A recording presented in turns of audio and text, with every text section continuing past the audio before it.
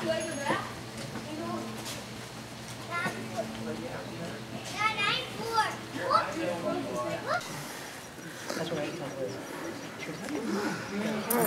going to take a picture. Yeah. All right. So before we go into the cave, there are a couple rules that I need you guys to follow. First of all, there's no eating, drinking, chewing gum, smoking, or lighting the cave on fire. Also, the most important rule is that you do not touch any of the rock formations. The reason for this is that no matter how clean you think your hands might be, our bodies all naturally produce oils on the surface of our skin. And so if we touch the rocks, those oils will transfer onto the surface of the rocks and interrupt the flow of water, which could stunt their growth for thousands of years. Now, they already grow slowly enough, so we don't want to make them grow any slower than they already do. Now, throughout the cave, there are 212 steps. That's 212 opportunities for you to trip and fall if you're not paying attention. So please just be very aware of your surroundings, and everything should go well. We do allow flash photography, so feel free to take pictures at any point during the tour. Now, one thing I want to point out, these two holes in the ceiling, there's one up here, and then one back there. And these holes are here for two reasons. First of all, they allow the cave to ventilate when it's closed up during the evening. And secondly, they are an entrance and an exit for the 30 to 40 North American brown bats that live in the cave. Now, bats are nocturnal, so we're probably not going to see any, but if there should be one up late flying around, there's no reason to worry. Their body is only about the size of my thumb, and their wingspan goes from about my thumb to my pinky. And they're actually so small that if they were to try to bite you, their jaw would shatter before it even pierced your skin. So they're completely harmless, and they're very beneficial too. They eat their own body weight in mosquitoes every evening, so they're a great thing to have around as a form of pest control. So, if you guys are ready, we'll head right on in. Want the size of Skittles? Okay. Watch your step.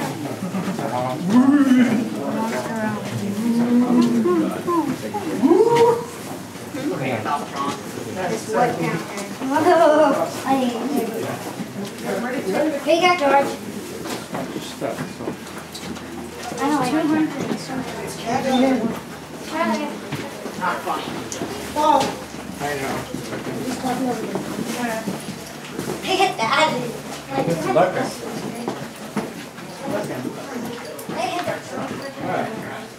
Stop. Yes, but I don't think anyone's ever actually tried to sit on it. Yeah, I'd say so. It's moss. Green stuff.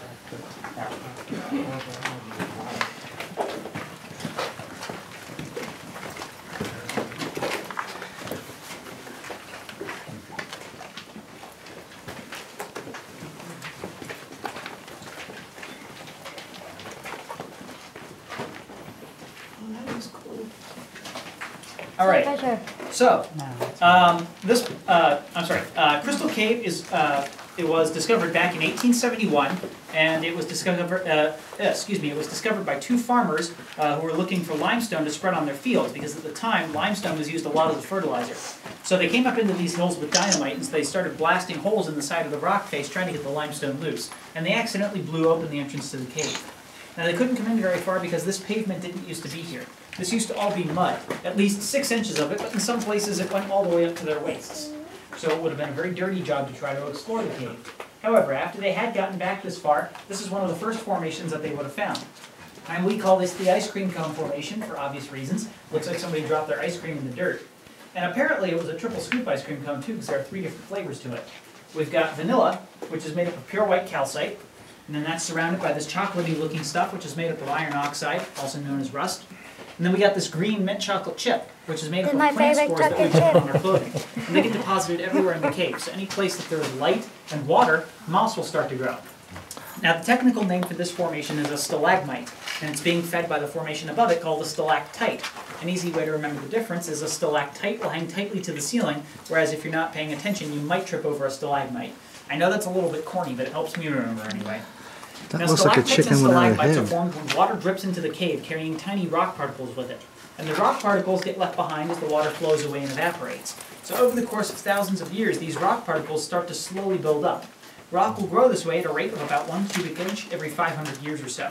So knowing this, we can estimate the age of the formation based on its size, and we're guessing it to be about 84,000 years old. Now, throughout the course of the tour, you're going to see 3 different pieces of evidence that it used to be underwater. And the first is right up here. These 2 giant holes were formed when water was flowing through this part of the cave. And the current got churned up into two whirlpools that were rotating in opposite directions. So over the course of thousands of years, these whirlpools started to slowly erode away at the rock face, and they left the holes behind as the water drained away. Now below that is a formation known as flowstone.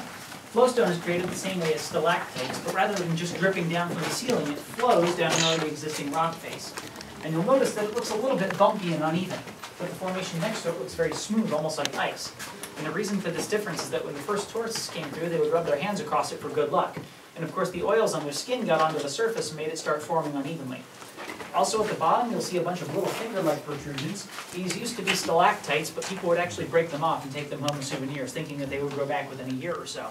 Seeing as how they did not, we've instituted the no-touching policy. And we're serious about it too. If I catch anyone touching the rocks without my permission, I'm going to feed you to the cave gorilla.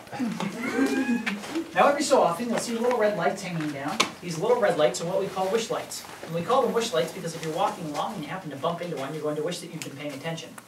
It just means that there's a low-hanging rock and you want to watch your head. So the next room in the cave is the smallest in terms of floor space. So we're all going to have to get close together so everyone can fit. Play this all day. I don't think it's fine. I want so badly to touch the rock. You guys, Drawn to it. gotta get close together.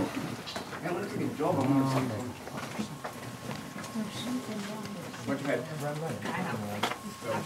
I'm well aware of the fact that I'm very close.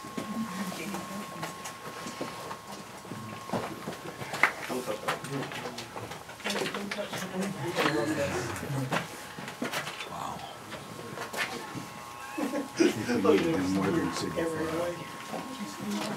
More in there. Come on, guys. Especially. Come on, guys, move in. Come on. Yeah, more people want to see. Why can't you? I think this is a fun. Okay, there's a little bit of space over here, so. Yeah. There you go. Just go in there.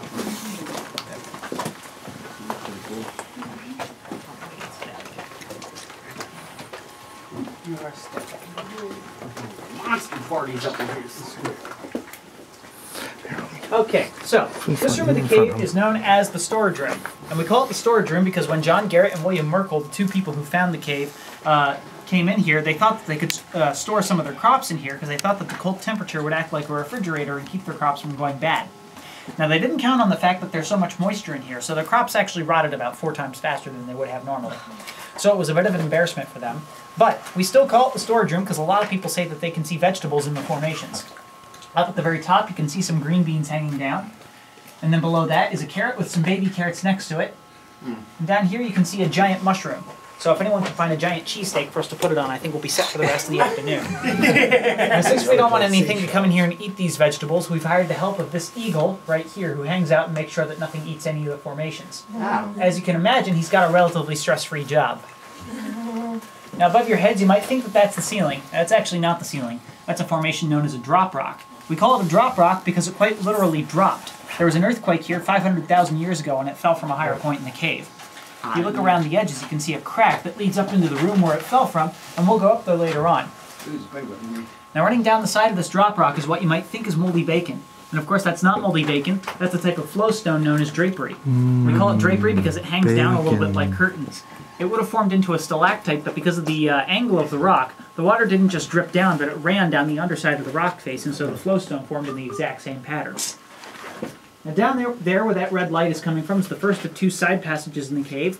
That one goes back about 125 feet towards the entrance, and it ends right below the theater where you guys watched the movie. And we can't go down there for a couple reasons. First of all, there's nothing to see down there because water hasn't been able to penetrate that part of the cave, and so it hasn't been able to create any formations. Second reason we can't go in there is because in some places it's only about the size of an air duct. I didn't bring Tom Cruise with me today, so I don't think we're going to be able to go in. So, rather than try to get into the smallest part of the cave, I suggest we go into a larger part. Your last known picture. There it should be. I was going to say, put Tom's last photo.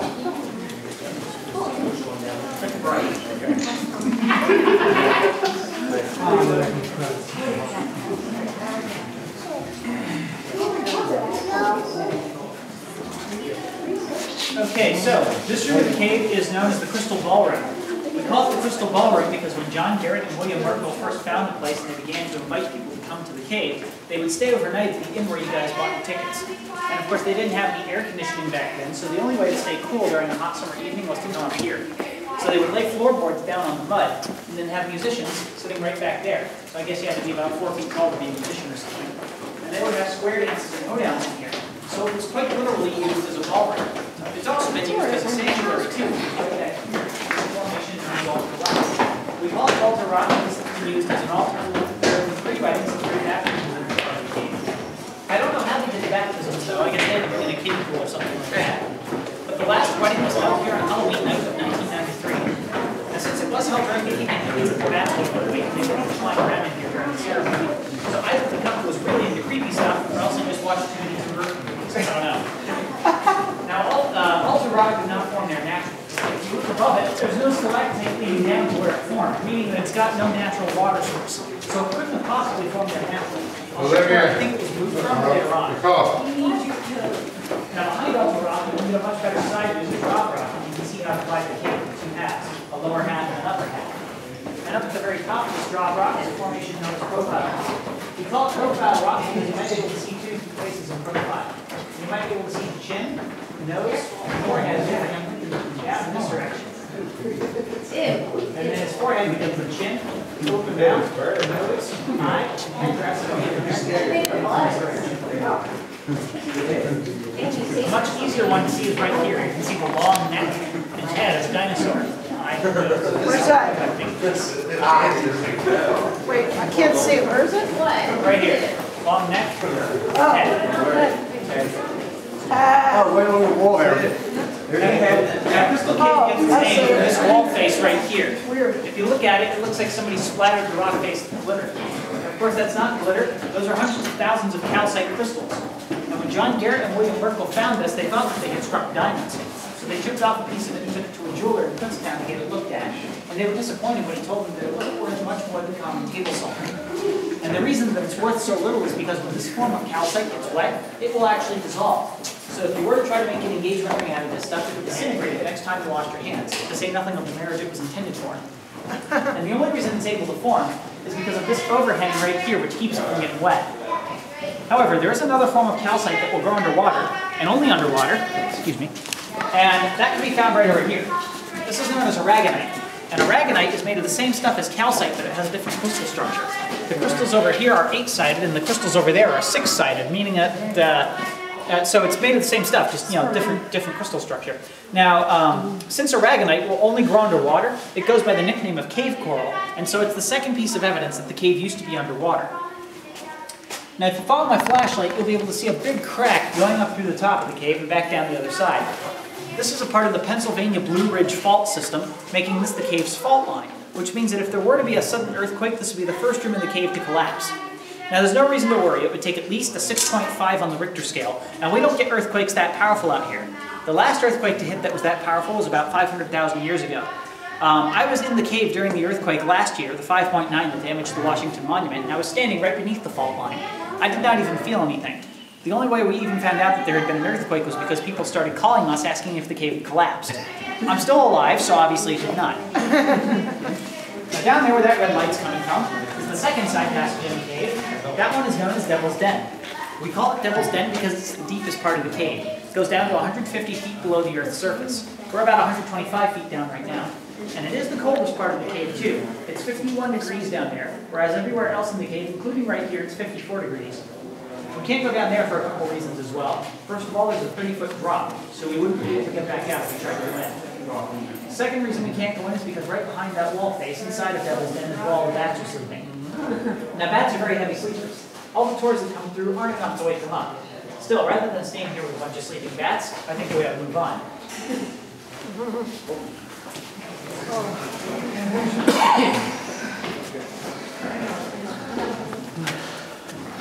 Cool.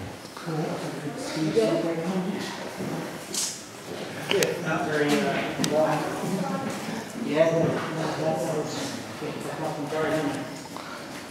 We need a ski lift. Yeah. We need a lift. Yeah. No, we need a ski lift for the slope outside. Yeah. It doesn't look that steep, but true. Yeah, when the phones are out, they send me to deliver messages back and forth. Yeah, well, the bats, they're kind of not reliable. Yeah, they're kind of unpredictable. They're like birds, except they go, you know, they just. They never. Okay, you guys could keep coming up. I'm not going to be able to see what I'm pointing out unless you're up here.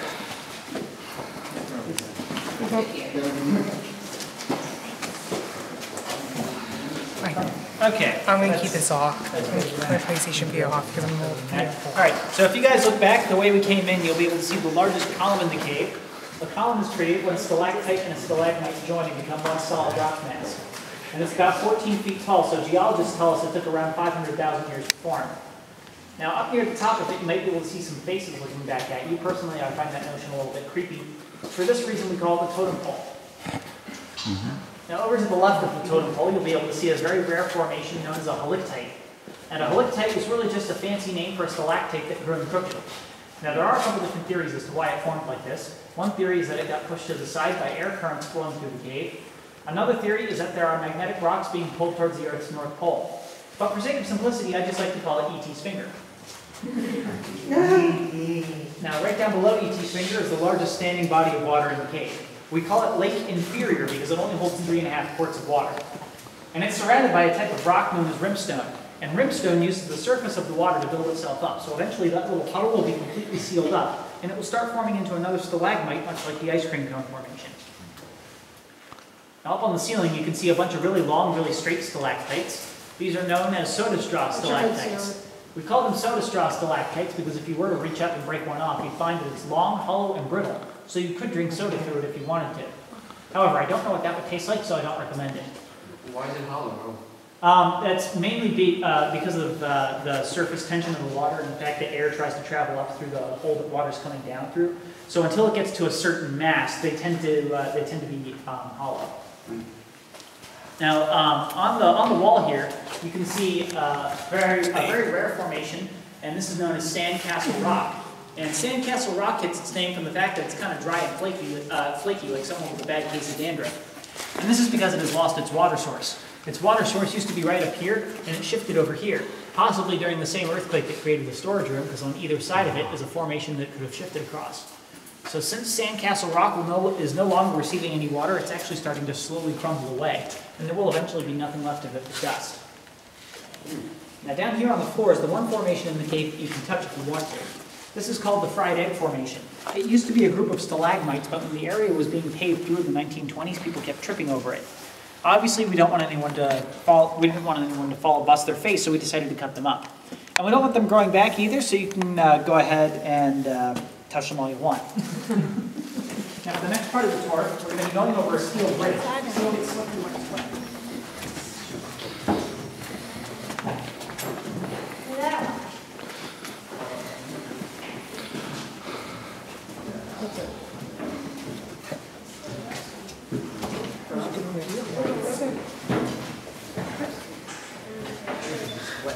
Yeah, that's good. One last picture. No, I'm sure it's not here. Mine too.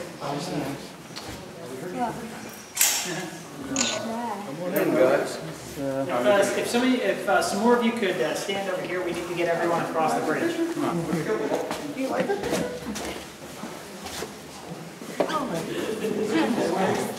I don't want all that money to do it. I'm trying to. I can't take a picture right now, John. Huh?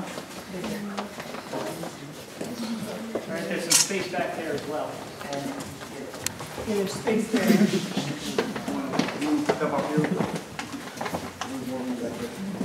okay, so this formation right here is another drop rock, meaning it was formed the same way as the ceiling in the storage room. It fell from that hole right up there during the earthquake. And we call this drop rock Prairie Dog Island because it looks like a bunch of prairie dogs are sticking their heads up in the sand. But you'll notice that one of them has a bit of a problem. The one right there has been decapitated.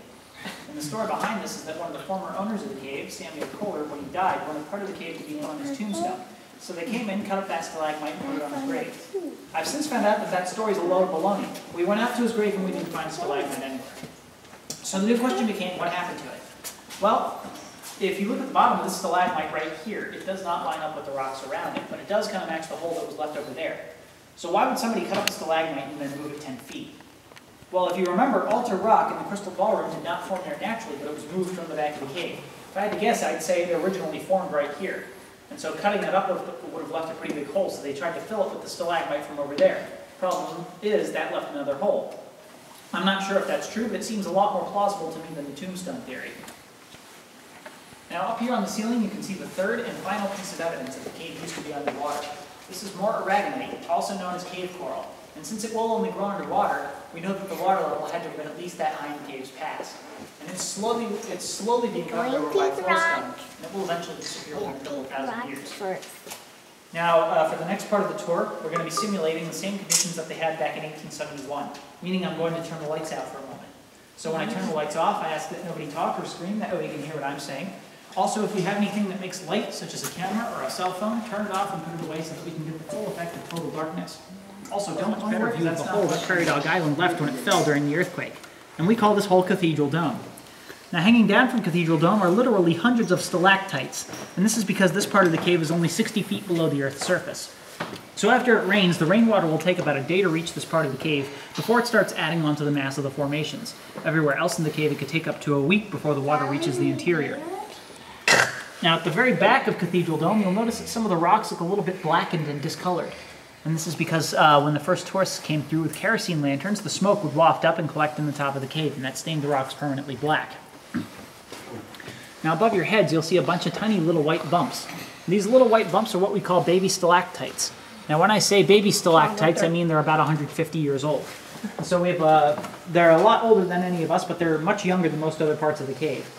And we have a bit of a crystal cave legend, and that is if you get dripped on the head by a baby stalactite, you'll have 1 year of good luck.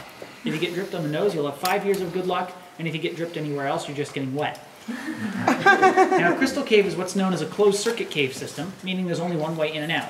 We're about 450 feet back from the entrance, and as you can see, we can't go any further this way. This will eventually erode away into another entrance, but that'll take about 10,000 years. I don't feel like standing up here for that long, so I'm gonna go back down.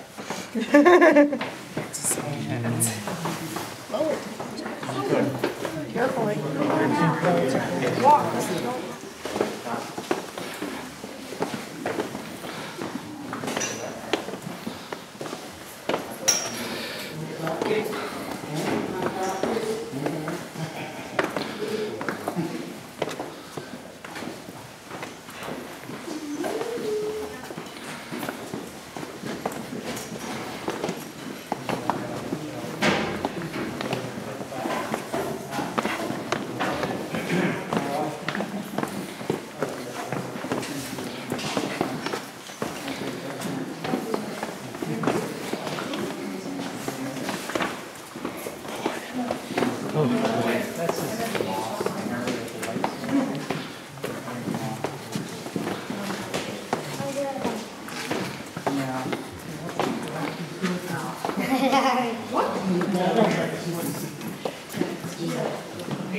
Alright, so this formation right here is the largest flowstone in the cave, and we call this the Crystal Cave Zoo because a lot of people say that they can see animals in the formations.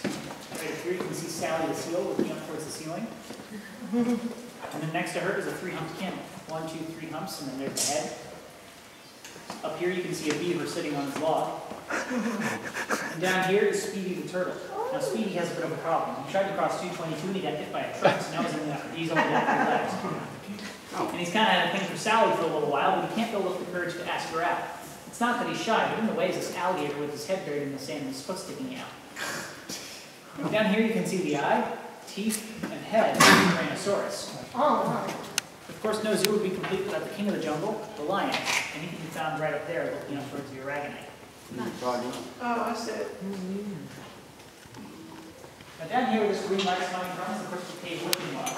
If you want to toss a penny and make a wish, you can. You don't have to if you don't want to. Anything that does get thrown in is donated to local charities. So a penny, quarter, and a long, whatever. Then it doesn't go back down and stay on the left-hand side of the rail.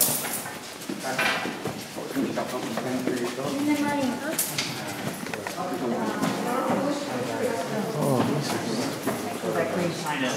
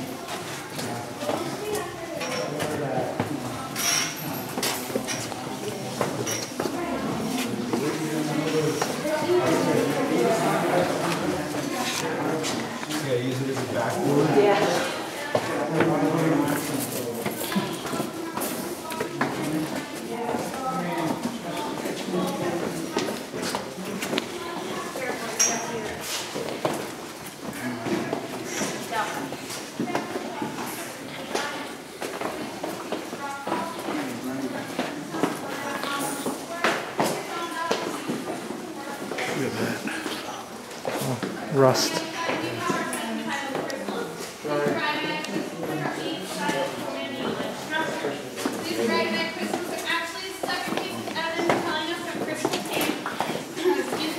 Entirely underwater. I'll tell you folks what's behind you. This is the largest stalagmite here inside Crystal Cave. Weighs about 500 pounds. It is a dead formation. That meaning that there is no stalactite above it, giving it any more water and minerals. And we actually call it stalagmite altar rock because it actually serves as an altar for 3 baptisms and 3 weddings held in this very room. Now, if folks follow my flashlight up to the right, this is the side of the drop rock from the storage room.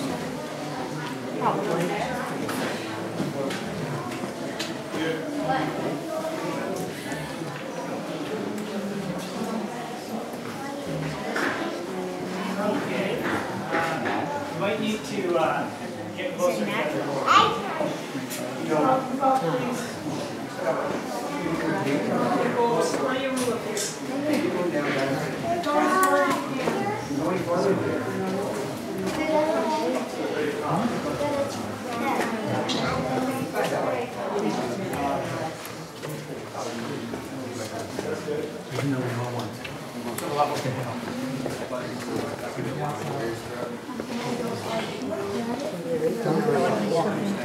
Okay, so if you guys remember the storage room from earlier, this is the other side of the drop rock that formed the ceiling in that storage room, so we're right above it. If you look up at the ceiling, you can see the cracks that left when it fell during the earthquake. Now, ever since it has fallen, water has been able to flow into the cave, so it has started creating formations. Up at the very top is the largest stalactite in the cave. We call this the Ear of Corn Formation. It's 5 feet long and weighs over 500 pounds. Now down here on this side of the drop rock are some formations as well. Here you can see some dinosaur eggs, or beehives. One girl told me that it looked like a teddy bear holding a chainsaw, but I still haven't been able to see that one. Up here you can see Snoopy sleeping on his doghouse. And over here you can see Darth Vader's spaceship from Star Wars. Where was the teddy bear thing? Like right over here. Oh, actually, I can't see. And over here you can see the nose, the mouth, puppy cheek, eye, speed cam, Jack Frost. How do I know it's Jack Frost? Well, he's always blowing his icy cold breath into the cave to keep it at a constant 54 degrees year round, no matter what temperature it is outside. Now this is the end of the tour. I hope you had fun. We're going to go back out the same way we came in. Just stay to the left-hand side of the railing and have a pleasant day. Is it? Oh, that's back. Yeah. Hey, looking.